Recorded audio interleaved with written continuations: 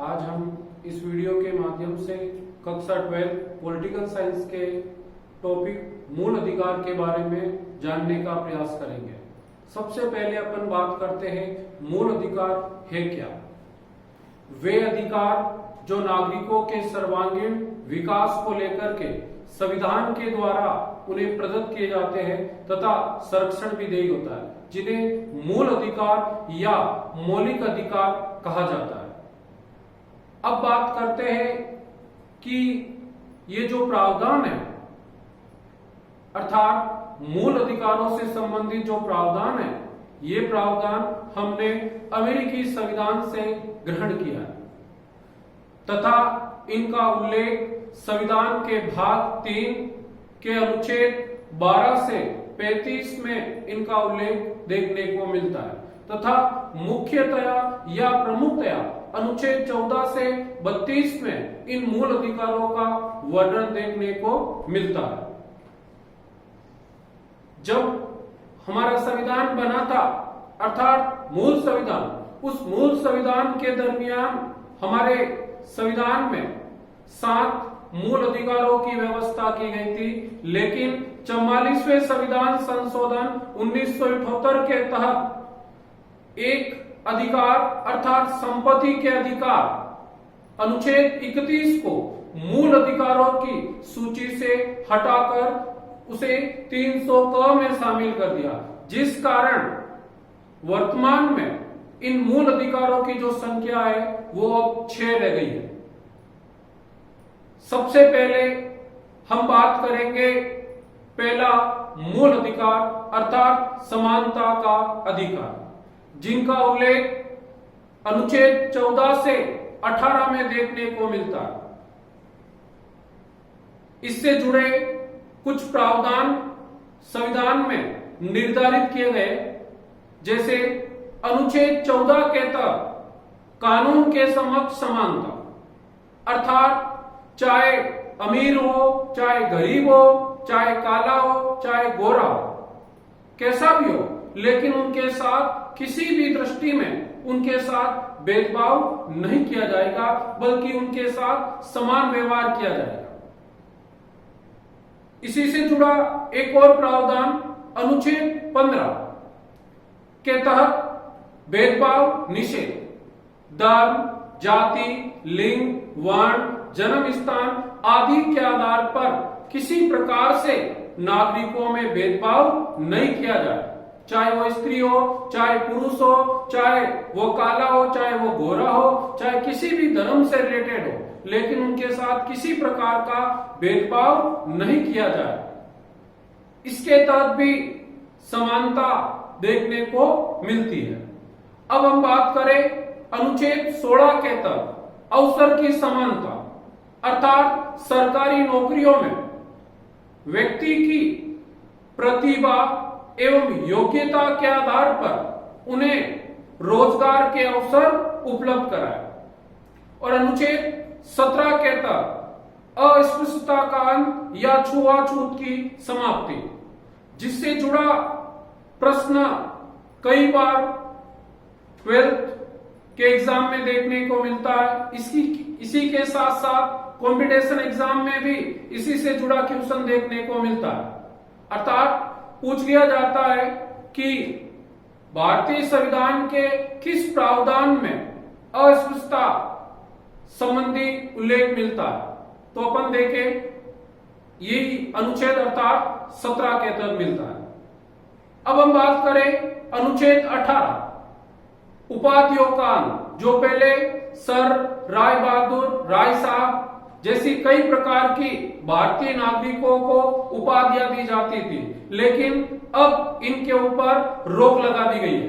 केवल और केवल शिक्षा और सेना से जुड़ी उपाधियां ही भारतीय नागरिक प्राप्त कर सकता है। इसके अलावा कोई भी उपाधि होगी वो उपाधि राष्ट्रपति की सहमति से ही प्राप्त कर सकता है।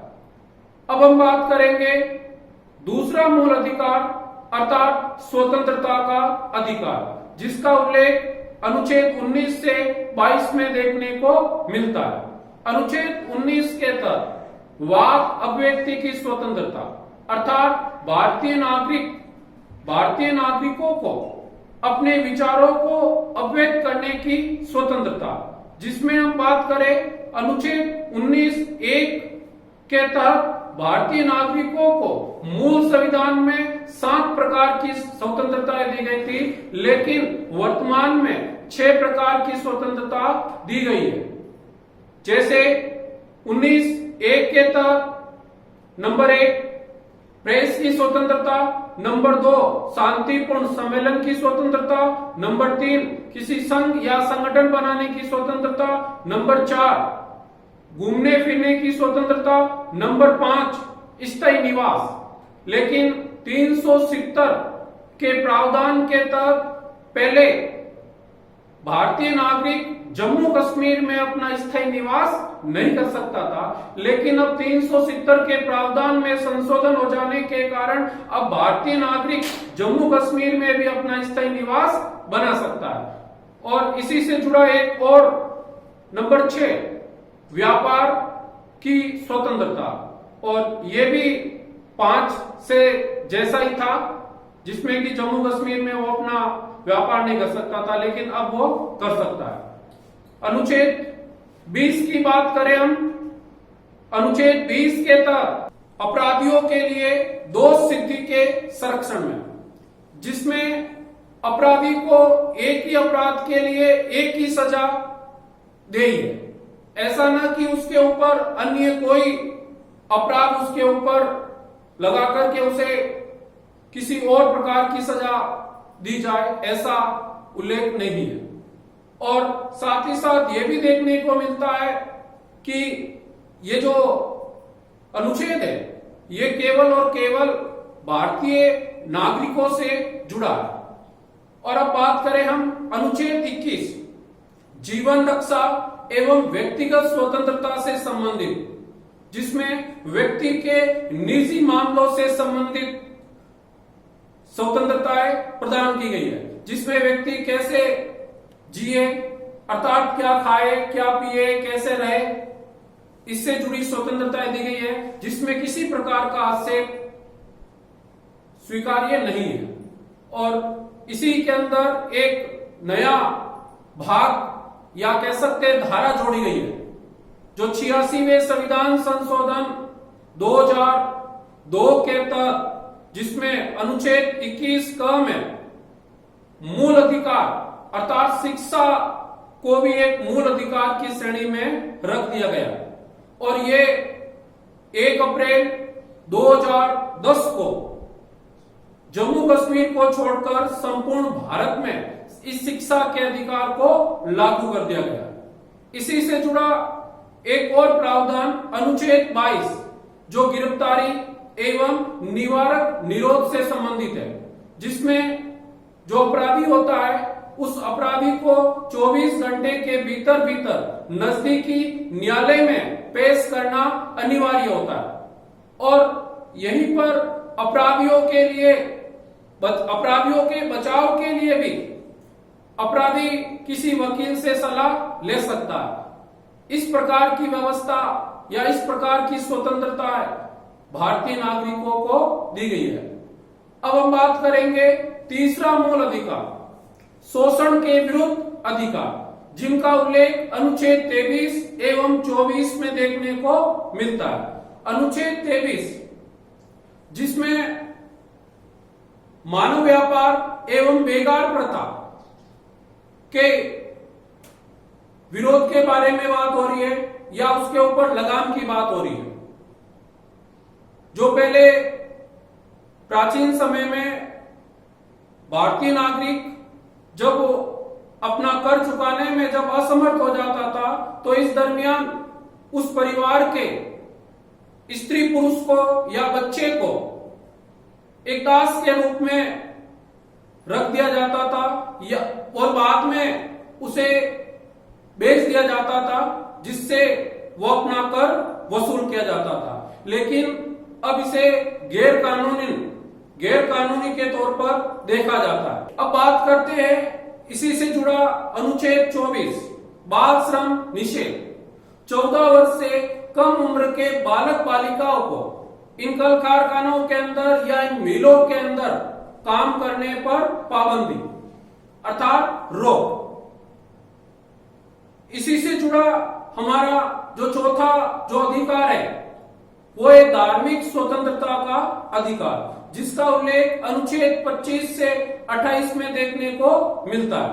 अनुच्छेद 25 अंतरण की स्वतंत्रता अर्थात व्यक्ति किसी भी धर्म को अपना भी सकता है और किसी धर्म को वो त्याग भी सकता है। जबरदस्ती उसके ऊपर थोपने की बात यहां पे देखने को नहीं मिलती है।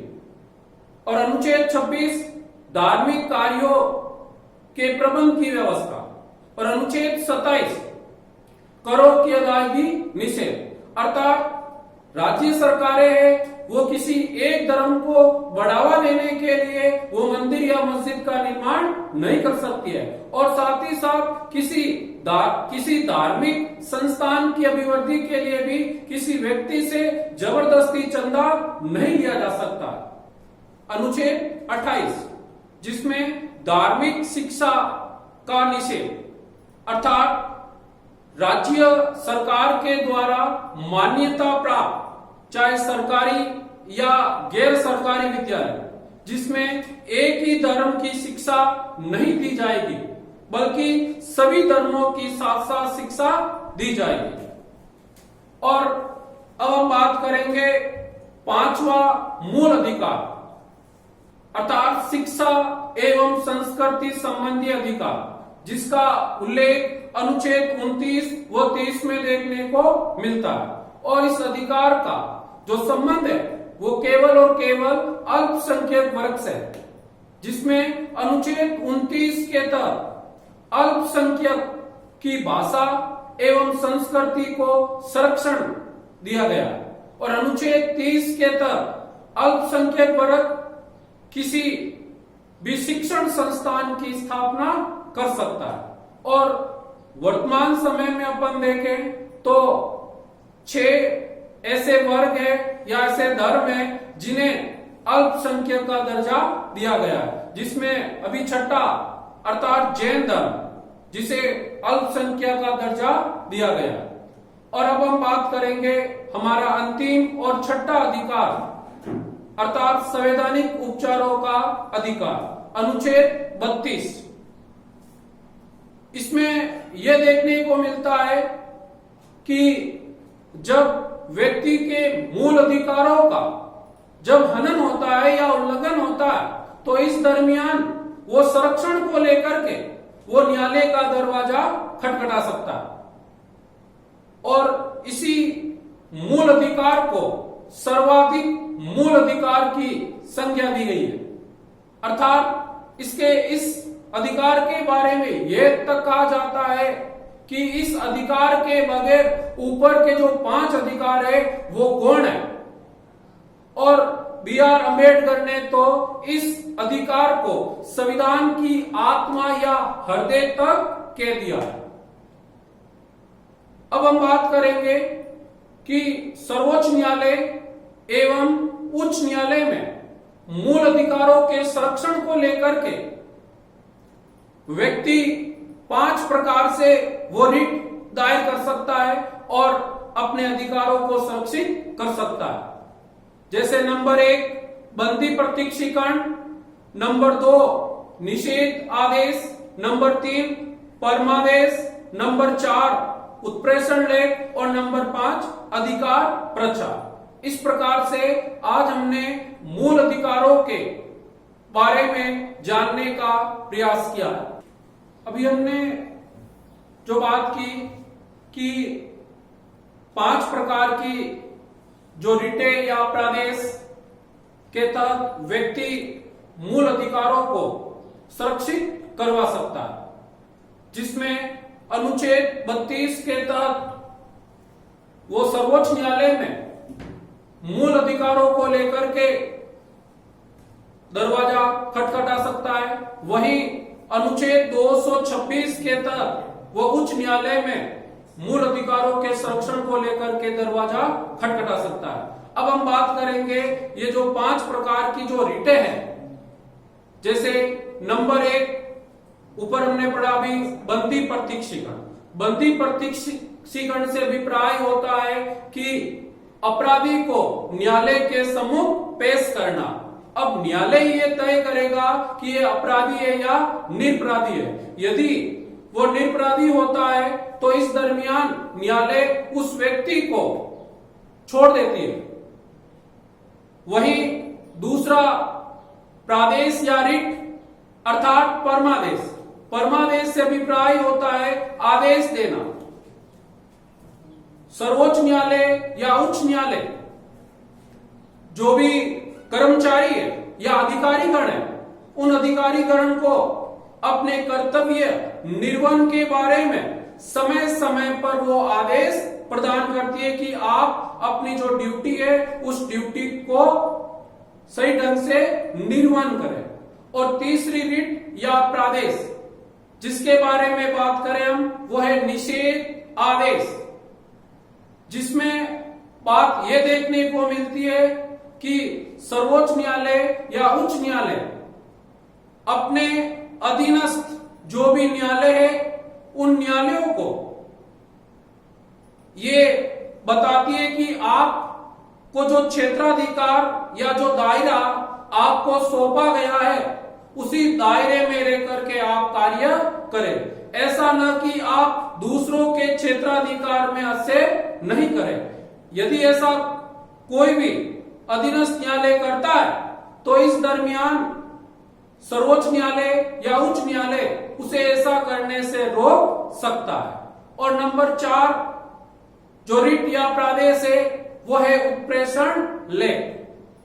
इसमें इससे अभिप्राय होता है सूचना देना, अर्थात सर्वोच्च न्यायालय या उच्च न्यायालय के अधीनस्थ जो भी न्यायालय है और उन अधीनस्थ न्यायालयों में जो भी लंबित मामला है, जो लंबे समय से पड़ा है, जिसके ऊपर कोई निर्णय नहीं हुआ, तो सर्वोच्च न्यायालय या उच्च न्यायालय उस लंबित मामले को वो अपने पास मंगवा सकता है और जल्द से जल्द उसके ऊपर निर्णय दे सकता है।